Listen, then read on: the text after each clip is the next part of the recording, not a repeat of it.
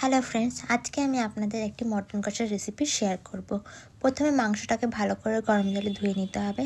তারপর তার মধ্যে টক দই, নুন, হলুদ, জিরের গুঁড়ো, লঙ্কার গুঁড়ো, সর্ষের তেল দিয়ে ভালো করে মেখে নিতে হবে। মেখে 10 মিনিট রেস্টে রেখে দিতে হবে। তারপর আদা, রসুন, পেঁয়াজ, টমেটো, শুকনো লঙ্কার একটা পেস্ট করে নিতে হবে। তারপর কড়াইতে সাদা তেল এবং সর্ষের তেল দিয়ে আলুগুলোকে ছেড়ে নুন, হলুদ দিয়ে হালকা করে ভেজে নিতে হবে। তারপর তেলের মধ্যে একটু তেজপাতা ও গোটা গরম মশলা ফোড়ন দিয়ে পেঁয়াজটাকে হালকা করে ভেজে নিয়ে তার মধ্যে বেটে রাখা পেস্টটাকে ঢেলে দিতে হবে। এখানে আমি কালারের জন্য 2-4 দানা একটু চিনি দিয়ে দিই। এরপর পেঁয়াজ এবং মশলাটাকে ভালো করে নাড়িয়ে চাড়িয়ে কষিয়ে নিতে হবে। একটু যখন দেখব তেল ছাড়ছে তখন তার মধ্যে মাংসগুলোকে দিয়ে দিতে হবে। দেওয়ার পরে নাড়িয়ে একটু ঢেকে রাখতে হবে কিছুক্ষণের জন্য।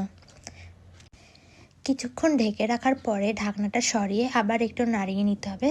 নাড়ানোর পরে যখন দেখব মাংসটা একটু কষানো হয়ে গেছে তখন তার মধ্যে আলুটাকে দিয়ে আবার একটু ভালো করে নাড়িয়ে নিতে হবে। নাড়ানো হয়ে গেলে মাংসর মধ্যে জল দিয়ে সেটাকে একটু ভালো করে ফোটাতে হবে। ফোটানো হয়ে গেলে যখন দেখব মাংসটা একটু সিদ্ধ হয়ে এসেছে তার মধ্যে হালকা গরম মশলা দিয়ে সার্ভ করে দিতে হবে।